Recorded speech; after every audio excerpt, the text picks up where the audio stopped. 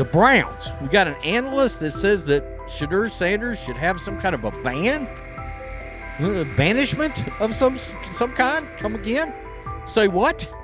For what? And we've got, this would be more troubling. If I'm a Browns fan, and this is where we're going to start, potential dissension in the ranks of the front office and the coach. And over what? Quarterback. When a program's headline quarterback suddenly becomes the subject of sideline murmurs and quiet searches for replacements, the situation is unmistakable. It's a breach of trust. Shedeur Sanders, the passer who put Colorado back in national conversations with his production and profile, has just received a clear message that his job security is in question. Coach Kevin, the assistant previously considered to be in Sanders' corner, made remarks that ignited speculation about changing quarterbacks. Fans, analysts, and even Deion Sanders are now reassessing the team's unity and its true plan for the position. The comment was no accident. It was a deliberate signal that the staff may soon elevate a backup. For perspective, Shedeur Sanders did not step into ideal conditions last season. He was sacked so often that Colorado could have dedicated a locker to every opposing edge rusher who reached him. Could I possibly go to bat for Kevin Stefanski as a great head coach? No, I couldn't. Could you go to bat against him, saying he's a horrible head coach? No, I can't. I think that's why we fall in the middle. I think that's why in a lot of these discussions, and that's why a lot of the rankings, you see him right now in that 15 to 20 range, somewhere in that middle pack of NFL head coaches. I've said earlier, Kevin Stefanski has already been given more head coaches than any coach I've ever seen in Cleveland.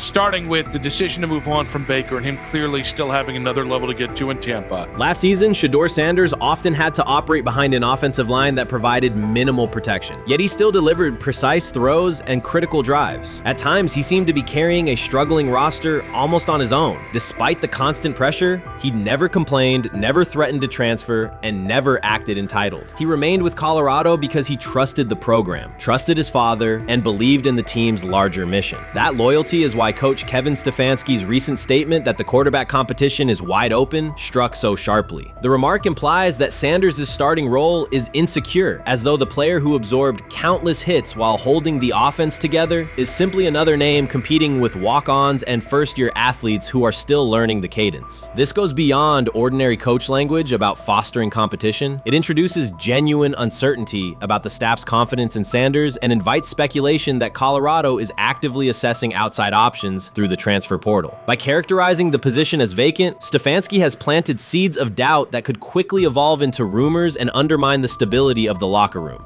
I'm sorry, but when it comes to quarterback, I'm going to defer to my head coach, generally speaking, especially one with Stefanski's track record and how he's viewed across the league. So this is interesting because it tells you Kevin Stefanski's not a Shedeur Sanders guy. And it also tells us who made these picks. Exactly. The Cleveland Browns made a rather awkward decision in the NFL draft, opting to take quarterback Dylan Gabriel in the 3rd round well before he was expected to fly off the board. Then 2 rounds later, the Browns took fellow quarterback Shedeur Sanders. So what exactly is going on? Discussion has begun about whether Colorado is actively evaluating another quarterback and preparing for life after Shedeur Sanders.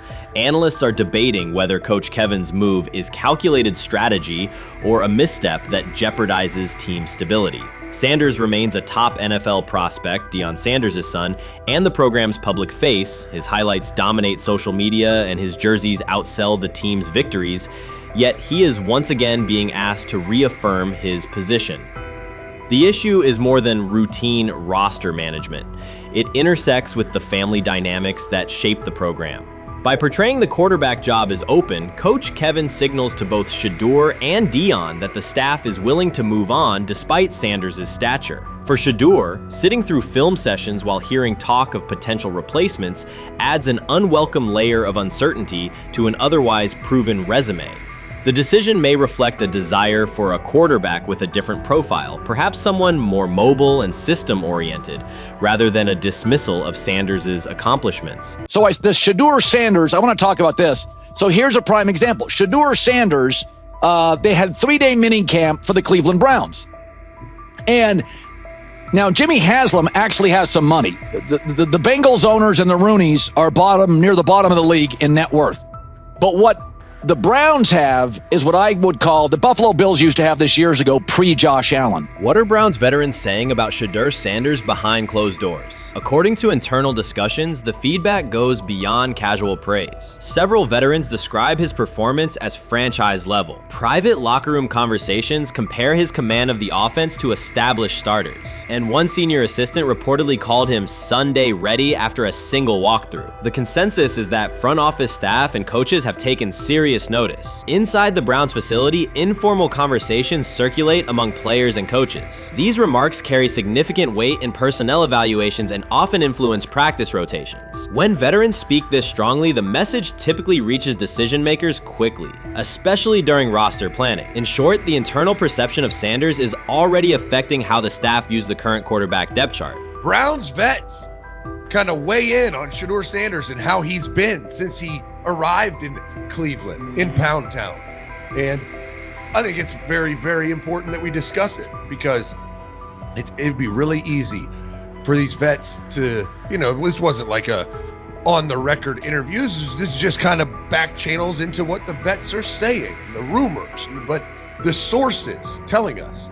And we have a couple quotes, but Shedeur Sanders, Cleveland Browns, it seems like it's going well. And it's almost like you don't want to talk about it. At the center of the growing internal buzz is Shedeur Sanders, the rookie who entered Berea with late-round expectations but is being discussed privately as a potential long-term starter. This is not a routine camp tale about an extra arm taking practice snaps. Sanders has seasoned teammates, players with playoff mileage, quietly reassessing his ceiling. Observers who overlook these conversations risk missing one of Cleveland's most deliberate personnel moves in years. Sanders is not on the roster because of his surname. The Browns reviewed their quarterback depth, weighed costs, and chose a controlled, development-oriented option they believe can stabilize the position. His presence is already changing practice dynamics. Veterans notice his pocket awareness, adjust routes to his timing, and acknowledge that he processes coverage at an advanced level for a first-year player. Leadership patterns in the huddle feel different. Sanders delivers with precision and composure that challenge defenders to reevaluate their calls. The strategic upside is clear. A 4-year rookie contract offers cap flexibility while other franchises cycle through expensive stopgaps. Coaches and front office staff view Sanders as a calculated investment, not a publicity experiment. Outside chatter still focuses on Joe Flacco's age or Kenny Pickett's development. Inside the facility, however, veterans pause film sessions to dissect Sanders' ball placement and progression speed. Position coaches highlight clips where he works through reads decisively and delivers on time, traits rarely attributed to rookies. Sanders' confidence is measured rather than theatrical. He moves as though the NFL tempo is familiar, and that calm spreads across the roster. Experienced defenders are rechecking the depth chart and asking if the quarterback competition is tighter than publicly acknowledged. Great kid, and whether it's a following that he's earned, I mean, that's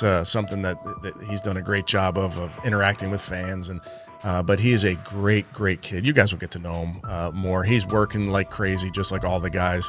He's another young man. These rookies, my office is downstairs. As they got to walk by my office as they come in. They come in early.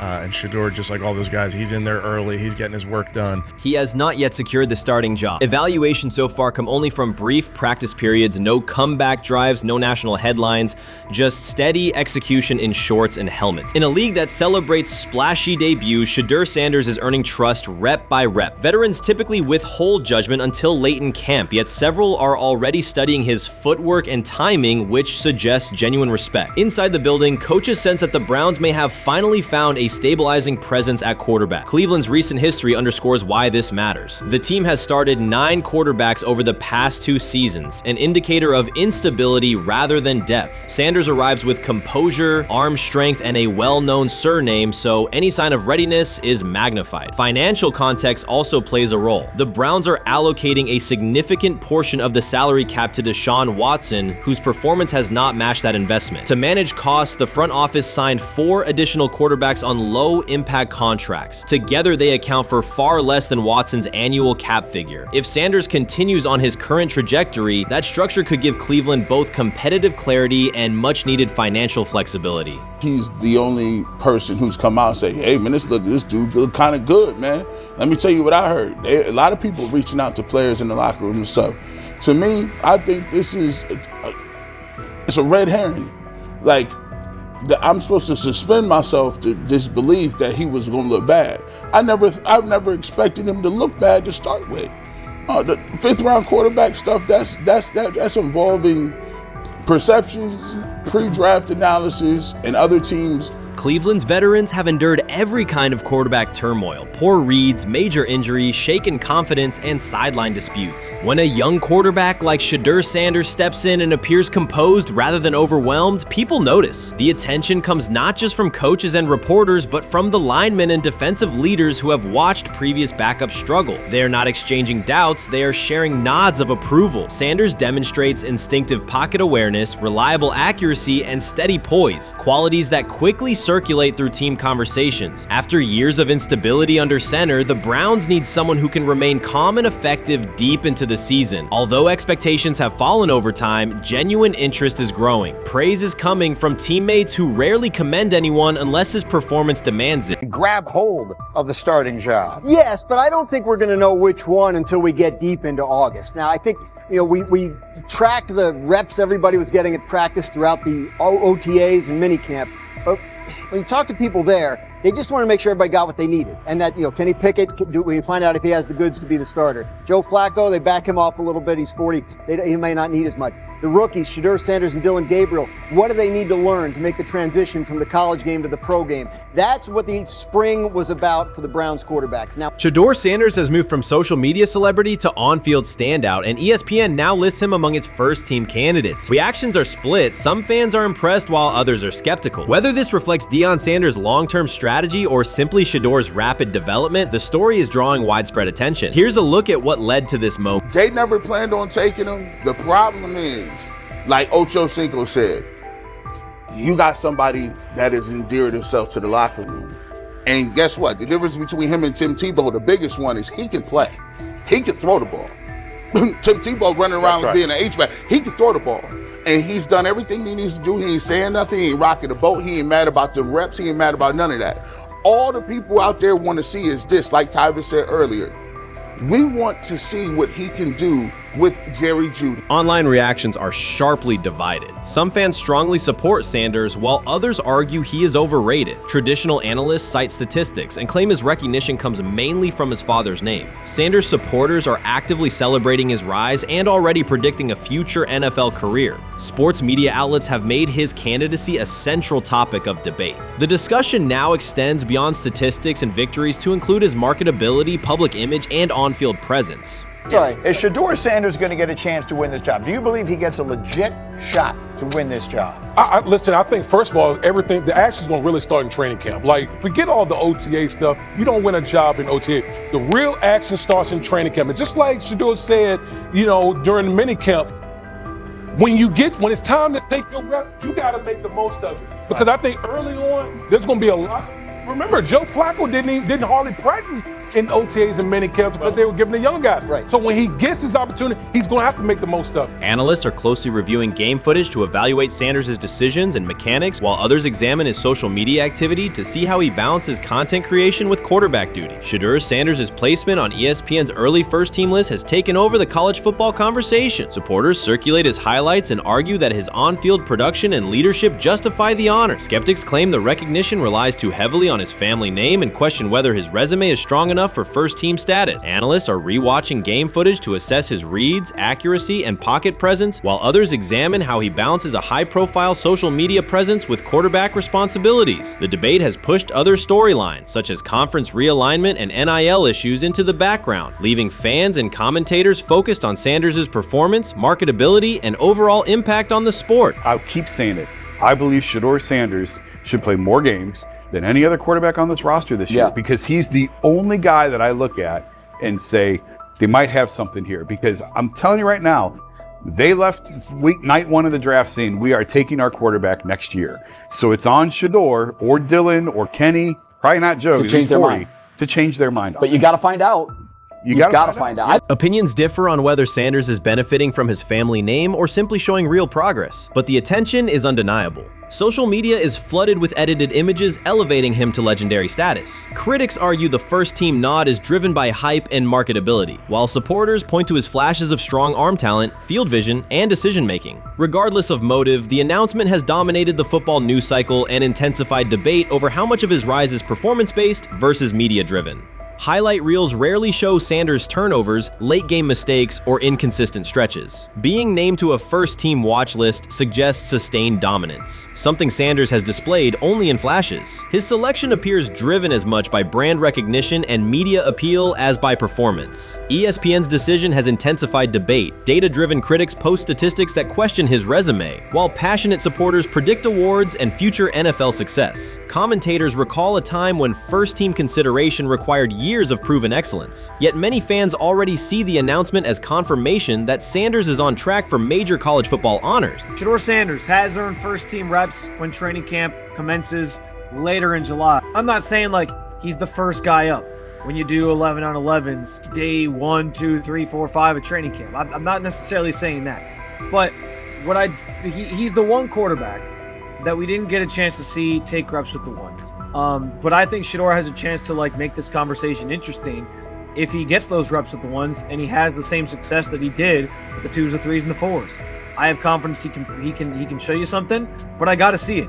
We all got to see it before we can actually judge that. Some believe Deion Sanders is already preparing for an award ceremony, while others are furious, threatening to protest ESPN's credibility over Shedeur's first-team mention. Critics argue that honoring Sanders without a full season of elite play undermines college football standards. Supporters insist his performance and profile justify the recognition. The debate reflects a broader clash between traditional merit-based evaluation and modern brand-driven visibility. In today's landscape, first-team consideration is no longer only about statistics. It also involves marketability and audience engagement. Whether welcomed or rejected, Sanders commands attention and embodies the sport's shift toward both performance and personal brand.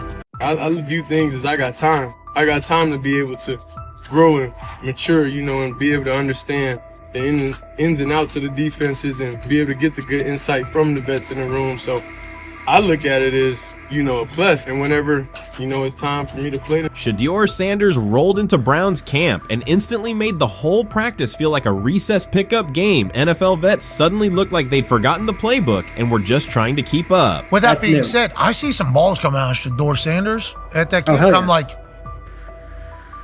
kind of looks like a guy. Yeah, I'm ready. He can sling it. Ready to. I see him, some of the veterans, how they talk to him, mic'd up, see what he's doing in the community. Talking about Njoku there?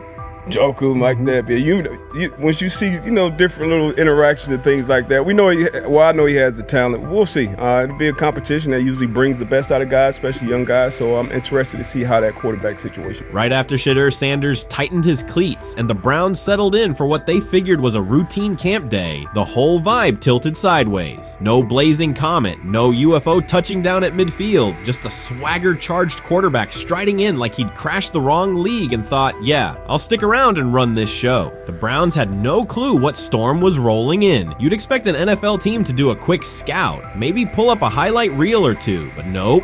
They greeted Shedeur with a shrug, only to watch him seize the field on snap 1 and run the whole operation like a seasoned pro. First and foremost, he's been the best quarterback in camp. Now look, Joe Flacco ain't had many opportunities. There was a whole day I saw he didn't throw the ball at all.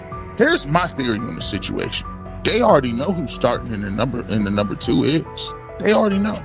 Joe Flacco and Shedeur Sanders is already locked up. You're missing the boat, people. You're missing the boat. Your boy, Kenny Pickett and Dylan Gabriel, oh, they're fighting. Shedeur didn't merely clock in, he hijacked the session. One moment he's loosening his arm, the next he's roasting veteran QBs like faded names on busted draft boards. Defensive coordinators everywhere had the same gut punch reaction. Uh-oh. His pocket poise? Straight disrespectful. His timing? Psychic. And every pass left his hand like it was laser guided to its mark. While Shedeur Sanders was slicing up routes, the Browns secondary looked less like an NFL backfield and more like a gas gaggle of dads sprinting through a Saturday fun run. Big on enthusiasm, short on closing speed. Coaches fought the urge to slam the emergency horn. Players traded wide-eyed, "Are we serious?" stares, and someone even double-checked that a hidden camera crew wasn't about to pop out of the tunnel. But nope, this was pure Shedeur, half cold-blooded surgeon, half highlight factory. He wasn't dropping a casual "I'm here," he was crafting a masterclass. From the first rep, the tempo changed. Shedeur Sanders accepted the snap with steady footwork, diagnosed the Browns' single high shell, and delivered a tight window seam route that forced the free safety to recover late. Throughout the period, he manipulated leverage with quick shoulder fakes, moved through full field progressions, and released on time from a balanced base, consistently putting the ball on his receiver's upfield shoulder. Cleveland's coverage struggled on multiple fronts. Safeties hesitated between deep half responsibilities and underneath support, creating voids at 15 to 20 yards. Cornerbacks and off-man were caught in trail position when Sanders used rhythm throws on three-step drops, while those who tried press technique had their inside hand neutralized by his receivers' outside releases. Linebackers widened to match shallow crossers, leaving the middle hook unguarded for pivot routes and option digs. One corner attempted a line of scrimmage jam. Sanders immediately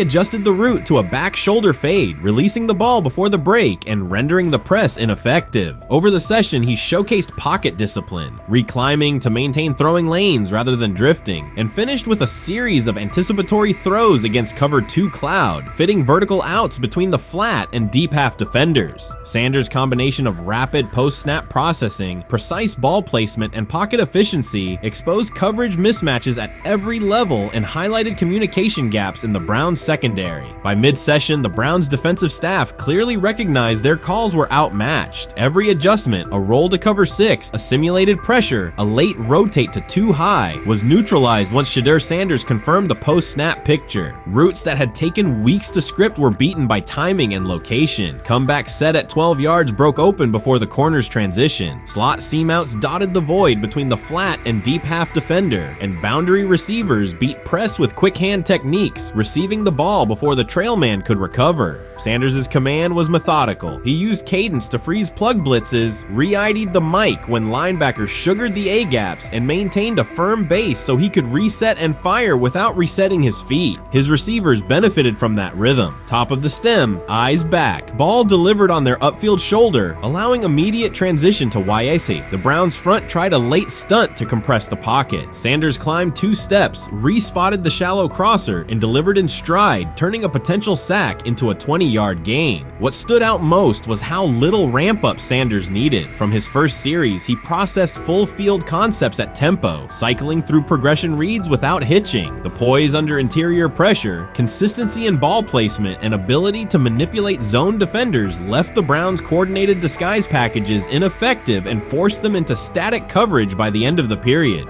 In short, Sanders' efficient mechanics, rapid processing, and anticipatory accuracy rendered Cleveland's defensive game plan ineffective at every level, from pre-snap disguise to post-snap spacing. Imagine there's many people that think Dylan Gabriel's a better quarterback than Shedeur Sanders. I don't care where they were drafted. And if the Browns are the one team that thinks that, then I'm going to suspect it's not true. They don't know what listen, I've been on every quarterback evaluation for 30 years. Right. I never root against anybody. Yeah. But I'd be surprised if Dylan Gabriel's ever a legitimate starting quarterback for the Cleveland Browns. I'd be surprised. I just don't think.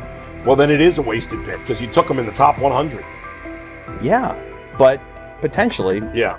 May get away with it because of Shedeur. An edge rusher chirped at Shedeur Sanders between snaps, hoping to shake his rhythm. On the very next play, Sanders answered with a 30-yard laser, a deep dig from the boundary side that split the single high safety and the trailing corner. He hit the top of a 5-step drop, kept a firm base, and delivered on time to the receiver's outside shoulder, turning what should have been a routine rep into a sudden change explosive. From that moment on, every coverage wrinkle the Browns tried, rotating from cover 3 to quarter half, flashing a Tampa 2 shell, mugging both A-gaps, was met with a precise counter. When corners pressed, Sanders adjusted the route to a back shoulder fade. When safeties widened, he checked to a glance post. When linebackers bailed, he found the running back on a delayed option out of the backfield. Even late simulated pressures couldn't move him off his spot. He simply climbed, reset his feet, and fired. As Cleveland's defenders rotated through checks, Sanders manipulated them with cadence and eye discipline. He froze weak side safeties plays long enough to create intermediate windows, then feathered the ball into those lanes before help could arrive. When the Browns finally dropped 7 and matched every route, Sanders tucked the ball and converted 2 separate 3rd and 6 situations on the ground, reminding everyone that his mobility is as calculated as his arm. By the end of the session, the defensive coordinator's call sheet looked obsolete. Sanders had neutralized blitz looks, exposed spacing issues in zone, and forced the unit into static base coverage just to survive the period. It wasn't a camp drill anymore. It was a clinic on timing, processing speed, and controlled aggression, delivered snap after snap by a quarterback who never needed a warm-up lap to own the field. They never planned on taking him. The problem is,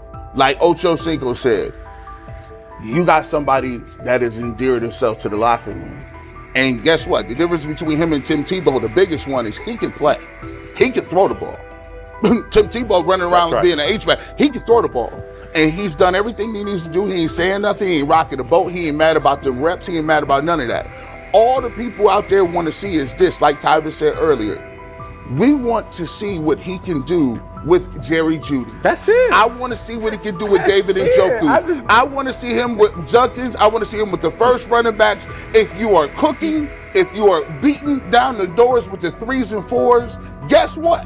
You deserve more. From the first team period on, Cleveland's secondary looked a step slow. A deep third safety hesitated on a post-snap rotation, leaving Shedeur Sanders free to climb the pocket and fire a 22-yard out that arrived before the defender could plant and drive. The supporting cast around him, players fighting for roster spots, not Pro Bowl invites, benefited from his command. Sanders used tempo to control the defensive front, altered protections at the line, and located throwing lanes so quickly that one receiver didn't register the catch until he crossed the goal line. As the Browns tried new personnel groups, coverage busts multiplied. Starters slipped out for hamstring stretches while rookies rotated in, only to find the ball arriving on their blind side before they'd completed a midpoint squeeze. On a later 3rd and long, Cleveland finally closed the interior rush lanes, compressing the pocket with 3 defenders. Sanders pivoted through the traffic, stepped into a narrow escape window, and, without resetting his shoulders, whipped a no-look pass to the boundary curl for a fresh set of downs. The throw turned a potential sack into an explosive play and left the coaching staff scrambling for answers. The people who are fascinated by Shedeur for whatever reason, whether it's his play, I guess, last year was kind of fun. If you're just like a guy who grew up like loving Deion Sanders and passed that love on down to your kids, I can see why you're like that. The one thing I will give them is you're looking at this quarterback room. If you're a fan of Shedeur and say, why can't he go beat Dylan Gabriel or Joe Flacco or Kenny Pickett? So I do understand that part of it, right? Because why not? Why couldn't he be the Brown starter in October or November? That looks like a quarterback room where everyone will get a chance to start. You made an interesting point. So I tend to have the drip, drip, drip. This was my Johnny Manziel theory, is that everybody makes mistakes, especially when you're young. But if I see 2, 3, 4, 5, then you've got a plumbing issue. It's not just you didn't close the faucet. So there's about 6 pieces of video in college where Shedeur was a little bit of a brat, whatever. Then there's the legendary cringy draft room. Didn't love that as a B prospect. Then there's back-to-back speeding tickets, both over 90, and a missed arraignment. The NFL is navigating unexpected headlines after a former Browns coach publicly defended Shedeur Sanders in response to reports of multiple speeding tickets. The coach's statement has sparked extensive online debate. Supporters welcome the show of loyalty, while critics question the motive. Sanders now finds himself at the center of an unforeseen controversy, and observers want to know why a Cleveland coach is standing so firmly in his corner. The story is developing rapidly and continues to draw intense attention. When it came out that he got a speeding ticket, I said it's not really that big a deal. I feel very differently about it now. Over 40 miles an hour over the speed limit, less than 2 weeks after you just got a ticket. I don't know if that's entitlement or immaturity. There's got to be some teams that are feeling very good right now that they didn't draft him. Observers are focusing on Shedeur Sanders' recent speeding ticket, treating the violation as a measure of his character and sidelining his athletic, academic, and philanthropic accomplishments. The incident, driving 15 miles per hour over the limit in a borrowed Lamborghini, has drawn sharp criticism. In response, a former Cleveland Browns coach has taken the opportunity to comment, even though the franchise is widely viewed as unstable due to its frequent coaching changes and limited on-field success. By defending Sanders, he presents himself as an authority on discipline and leadership. The statement, coming from an organization seldom praised for stability, has nonetheless attracted considerable attention across the league. You want to defend him a little bit. I thought this was an interesting take. Yeah, I thought it was really interesting that you said you were out because of the speeding tickets. To me, that's such a minor thing. You were so high on him in terms of his completion percentage in OTAs, and I thought that was a little aggressive on your part. But with the speeding tickets, I got a speeding ticket the first night of the draft, my first year there. I thought maybe I'd get the benefit of the doubt, but they gave it to me anyways. As soon as the former Browns coach defended Shedeur Sanders, social media erupted with commentary, resembling the volume of draft night coverage. Posts and opinions appeared within minutes, and criticism escalated rapidly. Detractors amplified Sanders' minor speeding violation, while supporters argued that such reactions were disproportionate to a single traffic citation. Shedeur Sanders received 2 speeding citations, and the minor traffic issue quickly drew national attention. Before considering the former Browns coach's response, it is useful to clarify the facts. Sanders, son of Pro Football Hall of Famer Deion Sanders and a current college quarterback, was twice ticketed for exceeding the limit while driving a high-performance vehicle. Commentary on social media escalated rapidly, with critics framing the incident as a significant character concern, even as the league has historically tolerated far more serious legal transgressions. Stepping into the debate, a former Cleveland Browns coach, best known for a tenure filled with losses and contested decisions, issued a strong public defense. He argued that 2 speeding tickets should not define Sanders' reputation or overshadow his on-field talent and community work, urging a balanced assessment of the player's actions. I don't love it from a 5th-round draft pick. I don't love that it happened multiple times, but I do think that this is the first time he's been away from his dad, and there's gonna be some growing pains now. Would I sell my stock on it like you are? Not because of a couple speeding tickets, especially in light of the problems that Brown's quarterback room has had to deal with legally in the last few years. I mean, this is nothing. The debate quickly shifted from 2 speeding citations to broader claims about integrity, growth, and leadership. The former Browns coach framed the infractions as moments for personal development and urged observers to view them in context. Critics responded forcefully. Some called for disciplinary action, others questioned Deion Sanders' parenting, and a few sought to discredit the coach himself, despite his professional record already being widely analyzed across the league. The reaction underscores an apparent inconsistency in public standards. Fans often overlook on-field confrontations, heated sideline arguments, and other significant controversies, yet they treated Sanders' routine traffic offenses, speeding without evidence of reckless endangerment, as indicators of serious character flaws. If such minor violations were adopted as the primary measure of morality in professional football, many players would face similar criticism. Sports media amplified the story almost immediately. Television panels dissected Shedeur Sanders' decision-making, treating 2 speeding tickets as indicators of deeper character concerns. Networks aired detailed segments under banners such as red flags and road rage, repeatedly questioning whether the citations might affect his draft evaluation. Although Sanders is already regarded as a first-round prospect, analysts emphasize that NFL teams value discipline and legal awareness when forming final assessments. Many commentators overlook the fact that other high-profile players have faced more serious offenses without similar scrutiny. Throughout the coverage, the former Browns coach defended Sanders, portraying him as a talented quarterback subjected to disproportionate criticism in a culture that expects near-perfect conduct. His argument was thorough and methodical, asserting that the traffic violation should not overshadow Sanders' skills, work ethic, or future potential.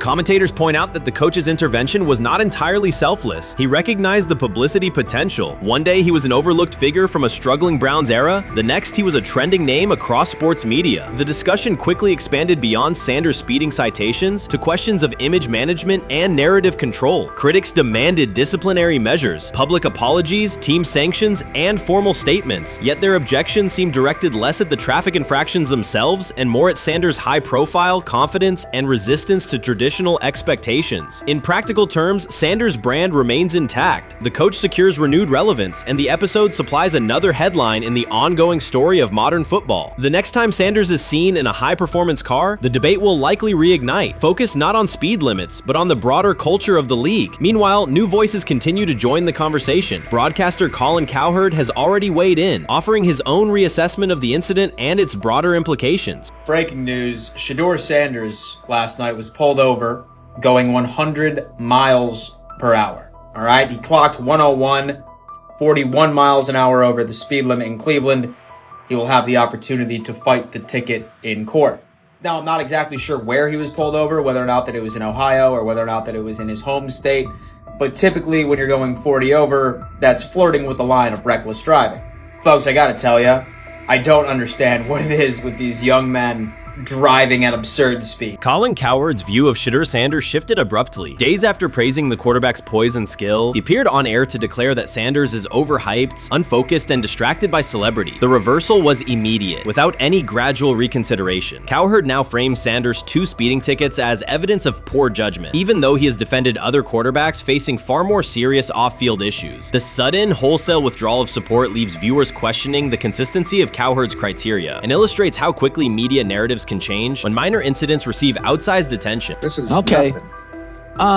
Okay. How much of this is? I mean, Jimmy Haslam has his hands all over Manziel, has his hands all over Deshaun Watson. Admitted it, man enough to admit it. I saw the reaction in the draft room when they took Shedeur Sanders. It's pretty obvious it wasn't the coach and the GM's pick. How much is this? This team has 8 last place finishes in 13 years owning it. How much of this is we don't have a very good owner here like Washington, D.C. and the Commanders? Yeah, I didn't love the owner stepping in and saying, hey, you got to take this guy in the 5th round.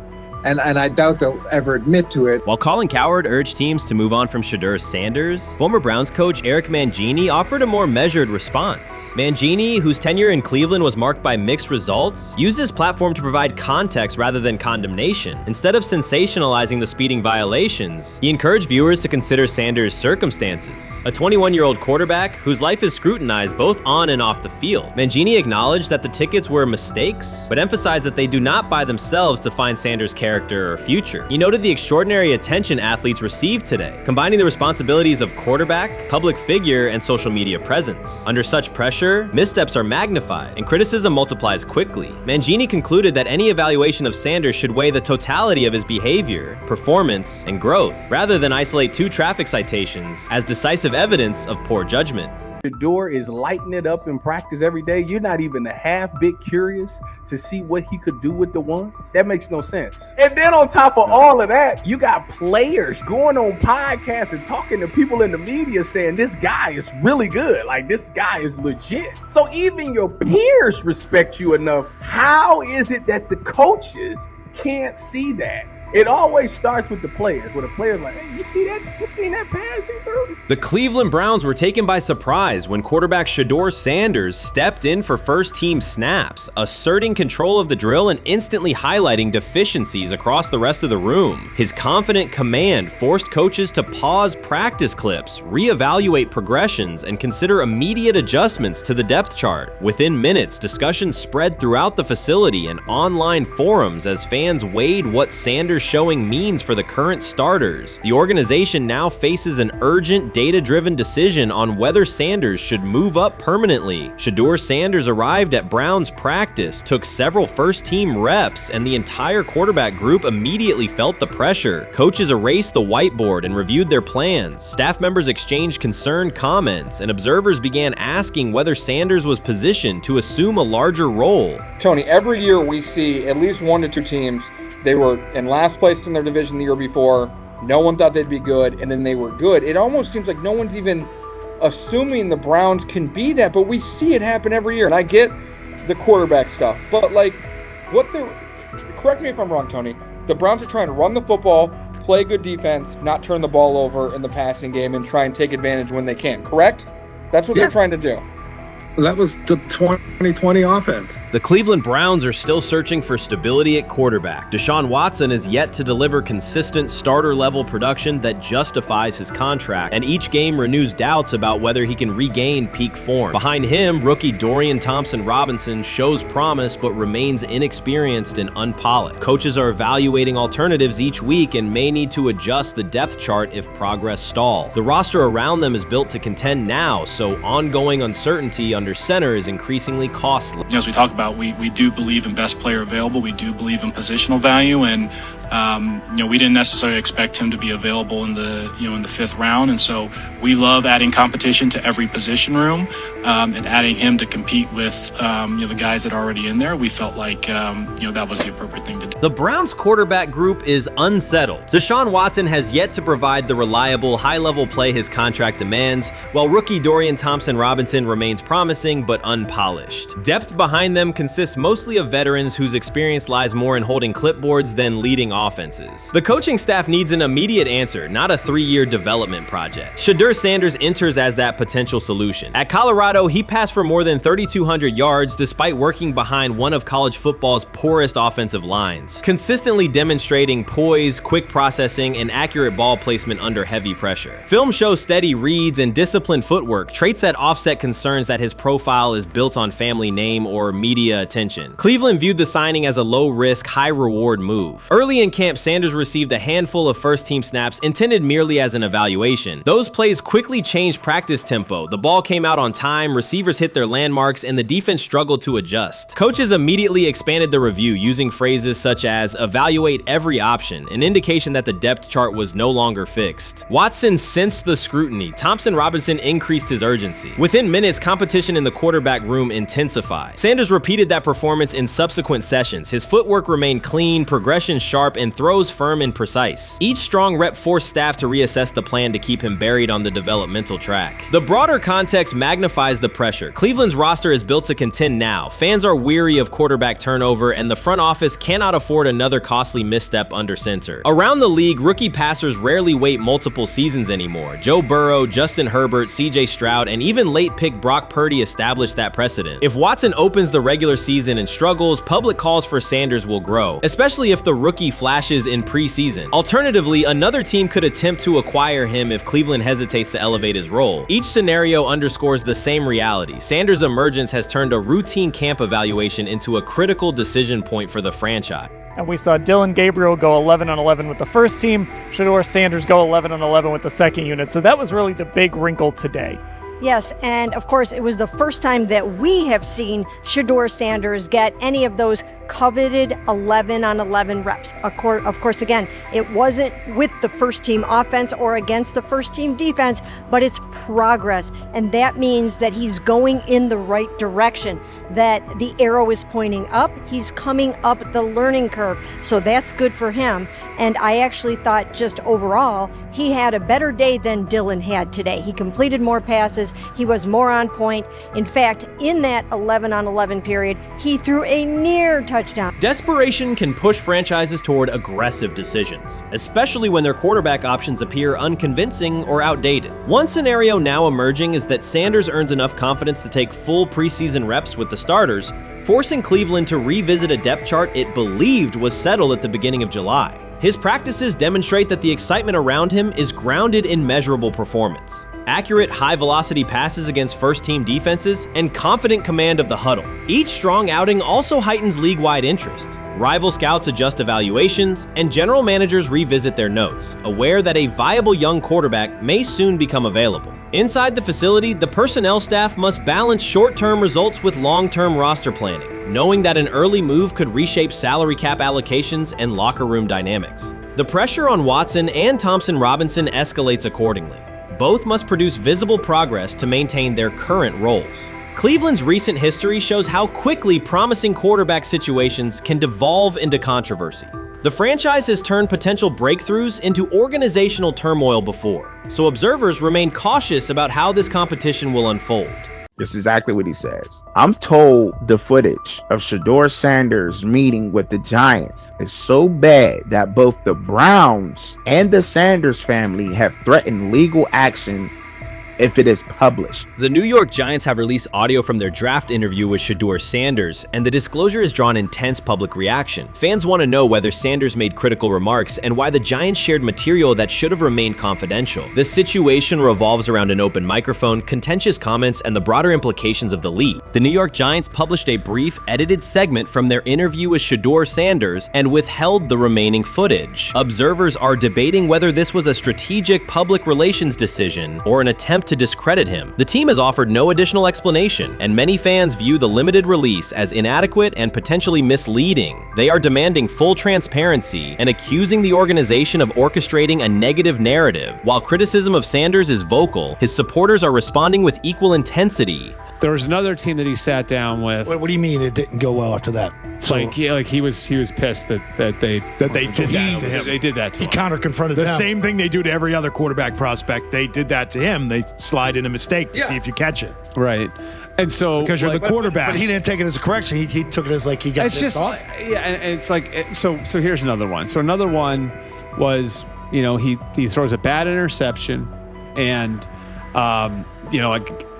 it was a deep throw early in the game, and he comes back and they go in the meeting, they show the interception. The Giants have released only a brief excerpt of the interview and are refusing to share the rest. Their decision has drawn criticism across TikTok, X, and Facebook, where many see it as a poorly handled public relations move. Fans are calling for the full recording to be published so the situation can be judged in its entirety. The GM is on film that the son, they asked the son last draft, yo, who you think I should pick? His son yo, you need to get the Jaden Daniels, big. This is what his son, it's on tape. You should go Jaden Daniels. He laughing at his son. And all right, cool, get Jaden Daniels. I don't even know how that tape got out. I wouldn't have let the get out. Shedeur Sanders appears unfazed by the situation. Although the Giants suggested he was more hype than substance, their handling of the interview has instead elevated his visibility. Analysts across major sports outlets are now discussing him more than before, keeping his name prominent in the news cycle. New York Giants, where these tapes at? You hear me? Because if Shedeur Sanders was so unprofessional, y'all would have leaked the tapes for the whole world could see, right? Cause understand, it's a lot of he say, she say. But one thing I do know, as a young black man growing up in this world, being straightforward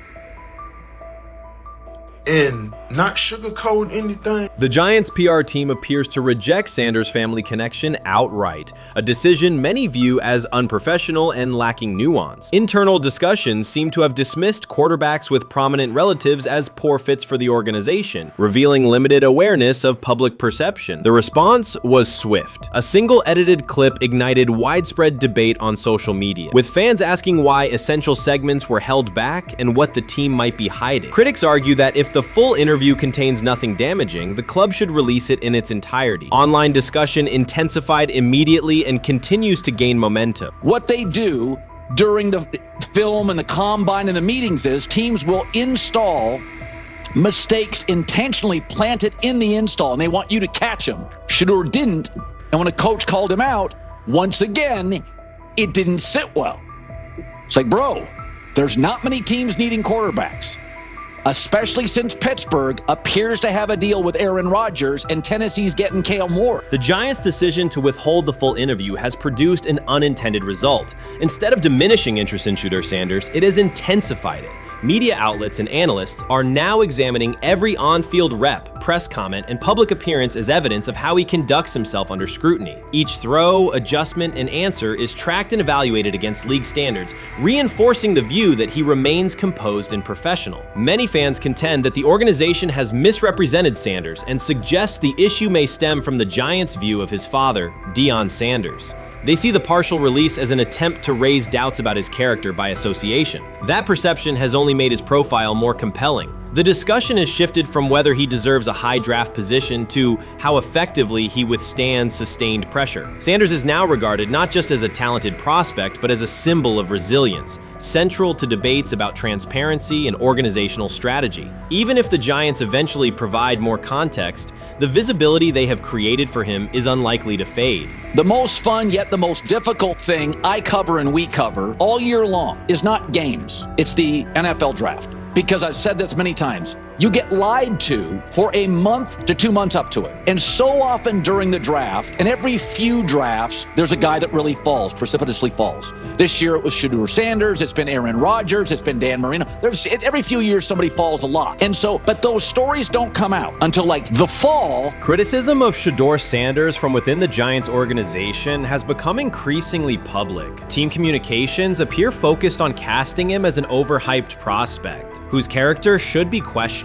a narrative that seems aimed at shaping opinion rather than assessing performance. Yet each selective release or negative remark has instead amplified attention on Sanders and elevated his reputation. Efforts to confine him to a narrow, unfavorable image continue to produce the opposite effect, reinforcing his position as an underdog who endures external pressure. The debate has shifted from football analysis to broader concerns about narrative control and transparency. Fans, reporters, and online communities are still urging the Giants to publish the full interview, arguing that only complete context can resolve speculation. The organization's refusal to comply has intensified scrutiny and led many observers to conclude that the team underestimated public reaction and now faces questions it could have avoided with full disclosure. The tapes, the New York Giants have the tape. They definitely have the tape.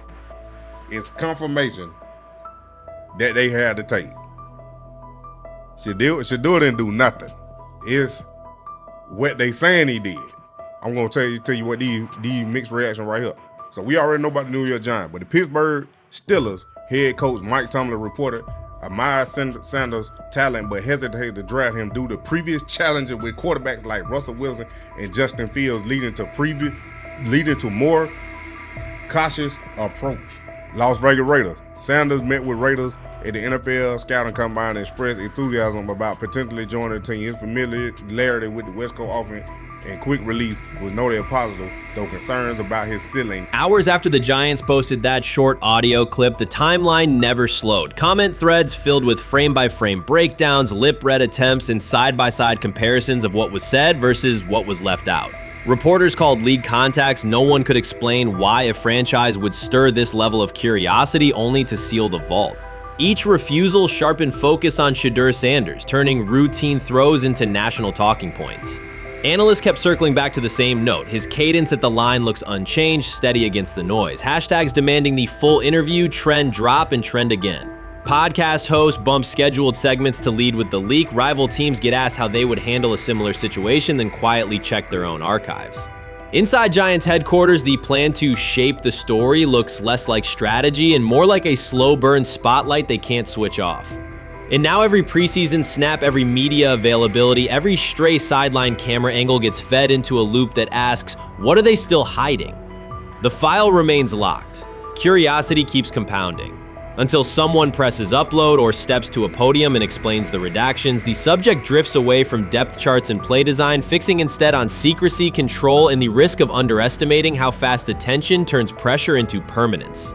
Momentum isn't fading, it keeps recalibrating, louder, impossible to mute.